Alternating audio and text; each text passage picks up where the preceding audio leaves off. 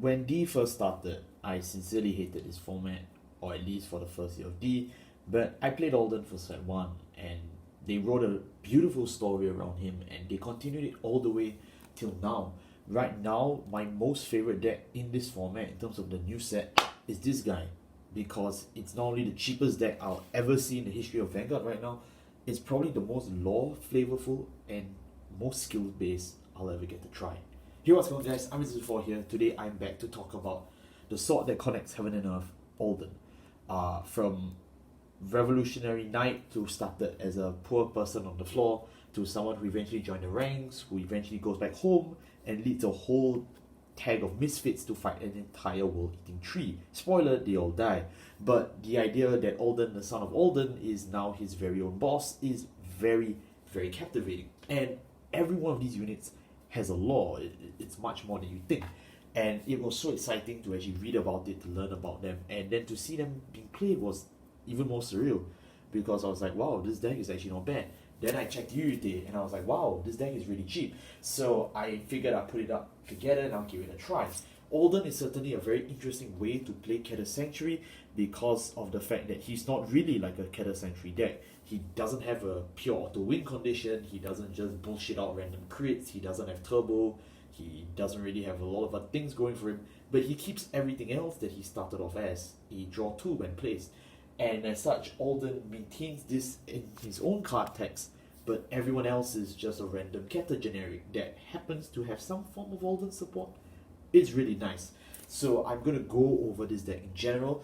This deck is built very differently because of the nature of you needing different grades. Alden is very different from Bastion Accord. Bastion Accord, he takes on the title Sword of the People because he wants to fight for all of Keter Sanctuary, for all of humanity, to prove that, you know what, I'm not going to be a classist fella anymore, I'm going to fight for everyone, I'm going to fight the Dragontree. Alden takes a much more different approach. He goes back to the ground, he goes back to the floor, and he gathers his own ragtag groups. He accepts anyone into his forces. So if you see the lore, he accepts grade 3s, grade 2s, grade 1s, grade 0s, everybody. So that's why when Alden is played, he focuses on many different grades being involved. It's kind of like communism, not really, but it's kind of nice to have a wholesome deck. Unlike some environments where they do nothing but whine and complain and fight each other to the death, we are going to work together, for better or for worse. The right deck is the exact same right deck that you get straight out of this set. So if you straight up bought DBT13, which, you know, is this set, yeah, you get everything. Pretty much. There's no need for you to buy for additional set. This is Adamis. Adamis is the youngest member of their new army. He's just a starter. Yeah. This is Tranquilia. Tranquilia is grade 1. She's a Cloud Knight. Or is that he? I cannot remember for the life of me. Never mind. The skill for Tranquilia as well as Sordis is exactly the same, but just with different grade ratios. When this unit is rolled upon, so you don't have to ride it on top. You can straight up just tack into Blast the Blade or something if you want. I don't know. You look at the top 5 cards of your deck. You get to call a grade 1 or less card from among them if you reveal 3 cards of different grades from your hand. If you fail to call, you can just... If you fail to find a card to call, you can just straight up put this to the rear guard circle. So the condition is you need to open your hand to show that you have 3 cards of different grade. Very similar to Bastion, who wanted to show that his armament of forces was on the way. Alden takes a different approach in showing you that he's united to the call, that everyone is here. So you gotta make sure that in your mulligan, you need to look for a grade 3, you need to look for at least a grade 2, and then you need to at least look for a grade 1, which in this case, you can actually search for Prophet Guard. So make sure you have at least 3 cards of different grades. Zeros count as well, so you can actually do that. The only disclaimer is you can't actually look for grade 4s because Alden is locked against grade 4s. So he's purely as the boss of his own deck. You cannot take in Bastion Prime as an option. Sordis, like I mentioned, exactly the same, it's just that he's for grade 2s. So mainly when you play the Alden early game, what this basically means is you need to maintain a hand of 3 cards of different grade. And then of course you go to Alden and things go completely downhill from there. You Color Blast 1, Soul Blast 1 once per turn, call 1 card from your hand that's grade 3 or less, and then you draw 2. I don't know what it means. Can someone tell me what it does? I don't get the effect. Second skill is when this unit attacks, If you have 3 cards with different grades on the board, so +1, choose one of your rare cards and put it back to your hand. Kyrie! And then after that, you can straight up just call cards to that same column up to 2, the number of grades that you return. So for example, if I choose to return a grade 3 back, I can add this back to my hand, and I can call cards that will equate to a sum of 3, because 3 is the grade that I return. And you can call 1 card or you can call 2 cards. So if you want to call 1 card, you can straight up just replenish and just call the same card back. If you want, you can straight up call 2 cards. So for example, if I return a grade 3 back to hand, I get the option to call a grade 2 and a grade 1 together. So I can call Mr. Ermac, and then maybe I can call Miss Melcoco. It works in that sense. You can do in any combination you want. This also works to replenish your on-place effects. So if I call Ermac, I can straight up just bounce Ermac and then call Ermac. So I get to reuse his skill of getting 15,000 power. That's pretty good. So you will see that this deck generally is relatively quite straightforward once you understand this right deck. This right deck is very influential in how you build the deck. It's not like most decks where the right deck right now doesn't really matter as much, but for Alden, it really makes or breaks. The starter, you can play whatever you want. The grade 1 and 2, honestly, it's very generic. You can play it in Graham Grace, you can play them in Bastion, even if you want to try the Zoo version of Bastion Accord, be my guest. But you generally have so many options. You can straight up play this with, I don't know, Hex or whatever. It works. It's scary. It works. And it's worth picking them up if you are buying this set. But if you are interested in playing Alden as a deck, welcome. Let's move on to the rest of the profile. For our grade 3s, we obviously play 4 Alden with 1 in the right deck, and then we will play 4 copies of Light Leads and then 3 copies of Gigantic. I can't remember his name. I need to check that. I'm very sorry. So the thing is that for our grade 3s, our 2s and 1s, we need to make sure they're actually all in proportion, because we need to have an equal number of grades, right? Like I said, you need to have 3 cards of different grades. So for Alden, is obviously because it's for Persona, so I don't feel a great need to explain this one. It's straightforward that you want Persona. Okay? Then of course we'll move on to Gigantic Assailer. Gigantic Assailer is a gold paladin unit. So as I'll go through, I'll explain to you the clans that they come from, because it's all one big happy family. They're all from different parts of United Sanctuary or Keter Sanctuary. When this unit attacks, if you're Vanguard, if you have a unit with Alden, right, that's something else I do need to mention. None of them mention your Vanguard is Alden. They mention if you have a unit with Alden, which means you can play these cards in Bastion and then tech in Alden. You can play these cards in Graham Grace and tech in Alden. It's insane foresight. I don't know how Kidani thought of this, but thank you, God, we have creativity in Keter Sanctuary again. So basically, if you have a unit of Alden on the field, you can soul charge 1, and if you soul charge a trigger, it gains 10. It matters because Alden actually uses a lot of soul, as you can see from the card text. There's a lot of soul. So we actually do need ways to soul charge.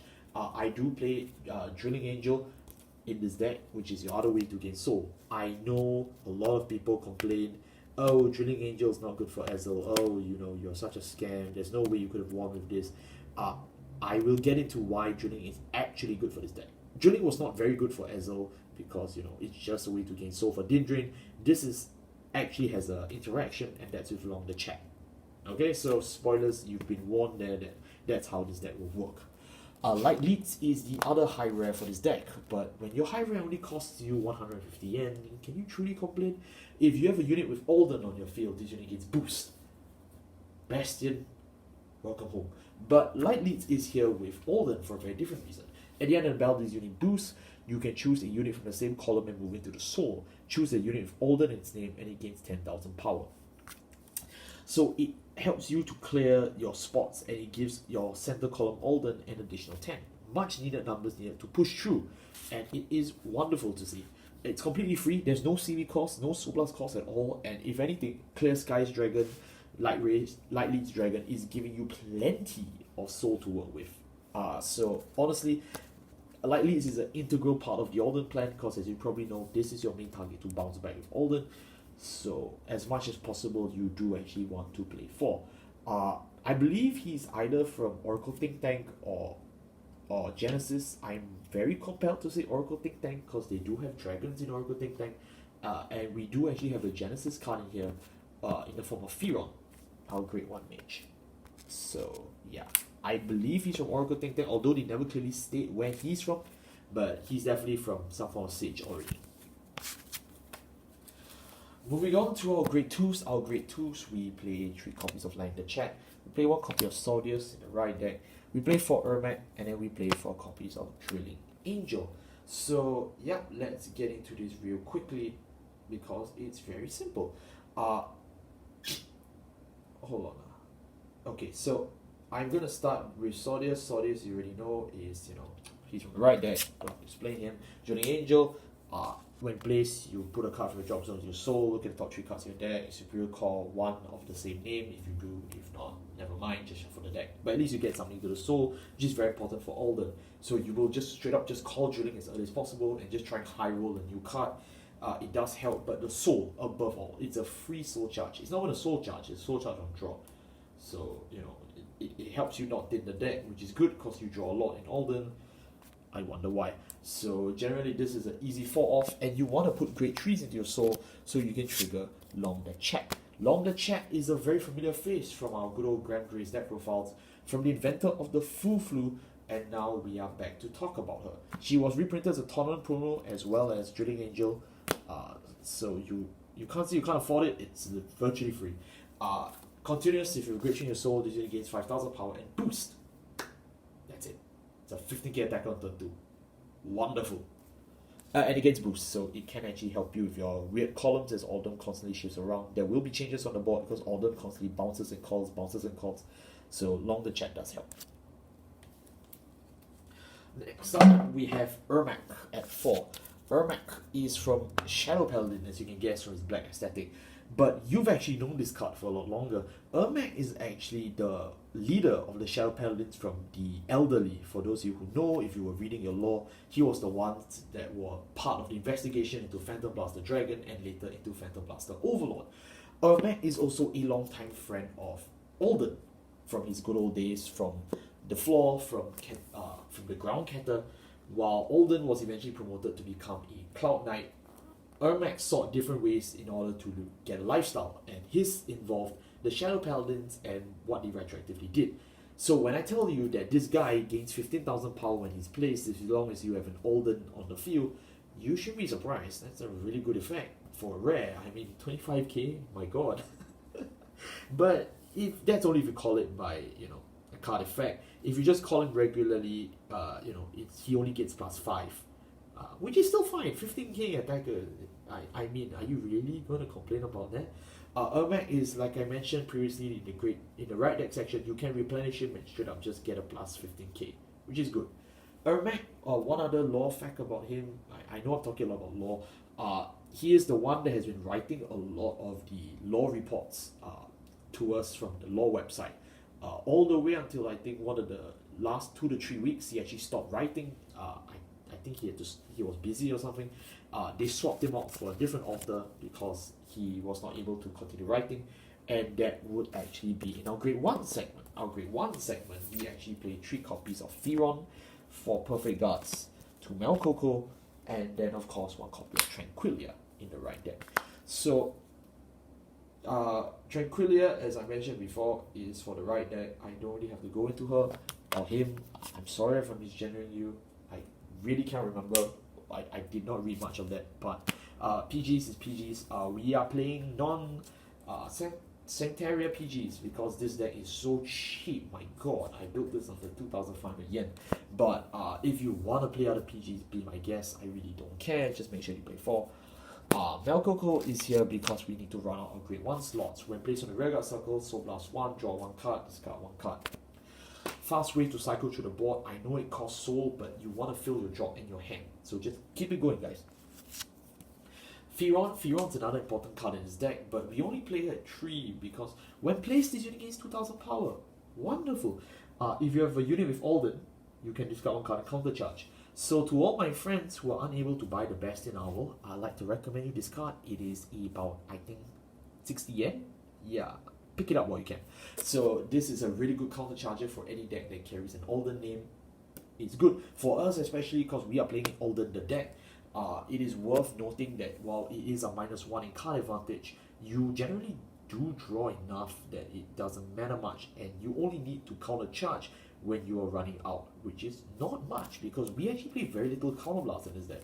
In fact, Alden's the only source of counterblast, so this is only for the matches when your counterblast denied, when you are stuck in a loop, then you would actually use Fearon. If not, it's fine.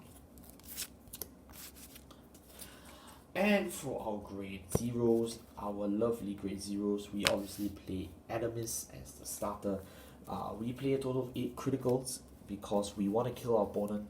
We play 3 draws, although we don't play the effect draws. We play the vanilla draws, 4 heals, and then 1 over trigger of your choosing. It does not matter which over trigger you pick, but generally I would avoid picking Mr. Martinoa because you don't have great trees in your front row. So I picked Eidos Faro because he's an additional crit. But if you want to play Velnot, if you want to play Obaria, it's fine. They do the exact same job. Normal draws are needed because there's actually an interaction that you can play without costing yourself too much shield. You see, Alden here, we can call back cards equal to the same grade, correct? So if I, for example, bounce a Light Leads back to hand, I can straight up just call Light Leads and a trigger because 3 plus 0 is still 3. So the idea is that you would want to play all your triggers with magic numbers, a 5000 power, to allow you to push for even more. It's very similar to what we were doing in my Ezel video, where I did say that 5k is important, especially because Gold Paladin you call from the board. This is somewhat different, but in the sense that because Alden works around grade ratios, it is worth looking into grade zeros as an option for you. For heals, because we're obviously trying to live. Yep, and that wraps up my Alden deck profile. Although this doesn't really feel like a deck profile, this feels like a documentary at this point because of the amount of lore I'm talking about. So I'll keep it quick. Alden is the cheapest deck in DBT13. It is the easiest way to get into this game in the history of this game. Unless I'm wrong, unless Dave spikes price tomorrow and all of you find out that Alden's a $40 card. But I strongly do not believe that to be a case, and as such, I would still recommend you to build this deck regardless. It is an absolute blast for people who want a mental challenge. It's an absolute blast for people who love the lore. It's an absolute blast for people who want to play a cheap deck. And if you're wondering about competitive viability, well, I feel Alden's just right, because Alden has enough early aggression to keep him in the game as your regular rush decks in Keter, but he has enough of a late game in terms of his draw power that you generally are still rewarded for living longer. The only downside is Alden has no kill pressure outside of his old friend Ermac, so you would have to look into power options when building your deck. My solution is to play Langdon Check, but you, very frankly, can look into any other option to solve your power, because there's a lot of cards in Keter Sanctuary, and there are many ways that you can do to build this deck. While Alden and the rest of his crew may have perished at the end of the Dragontree arc, I certainly won't, because I'll be having a blast playing this for as long as I can. Thank you all so much for watching. I'll see you next time. Take care, and goodbye.